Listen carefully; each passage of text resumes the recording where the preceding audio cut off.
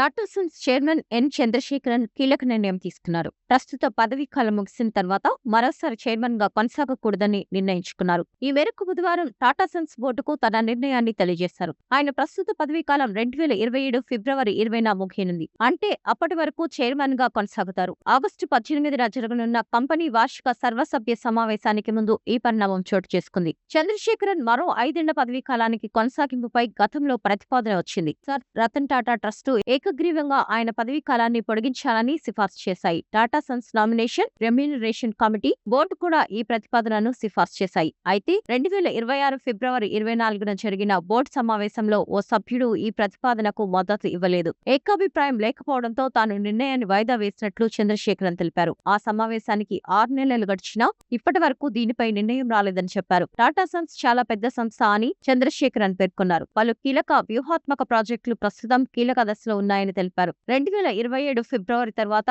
Group ను నడిపించే నాయకుడు ఎవరన్న దానిపై ముందుగానే స్పష్టత ఉండడం అవసరమన్నారు. ఉద్యోగులు, పెట్టుబడిదారులు, భాగస్వామ్యులు, ఇతర భాగస్వామ్య వర్గాలకు ఇది ముఖ్యమని చెప్పారు. అందుకే వారసుడి ఎంపికకు త్వరగా పూర్తి చేయాలని బోర్డును కోరినట్లు వెల్లడించారు. తన రాజీనామా ప్రకటనలో చంద్రశేఖరన్ టాటా గ్రూప్స్ తో తన 40 ఏళ్ల ప్రస్తావాన్ని గుర్తు చేసుకున్నారు. ఈ సంస్థకు సేవ చేసే అవకాశం తనకు ఎంతో సంతృప్తినిచ్చిందన్నారు. గత 10 ఏళ్లుగా టాటా సన్స్ ను నడిపించడం గొప్ప గౌరవంగా భావిస్తున్నానని చెప్పారు. తనకు సహకరించిన భాగస్వామ్య వర్గాలందరికీ కృతజ్ఞతలు తెలిపారు. Tata Sons, TCS, Tata Motors, air India సహా 30కి పైగా సంస్థలపై నియంత్రణ కలిగి ఉంది. సుమారు $400 బిలియన్ టాటా గ్రూప్ కు ఇది ప్రధాన హోల్డింగ్ సంస్థ.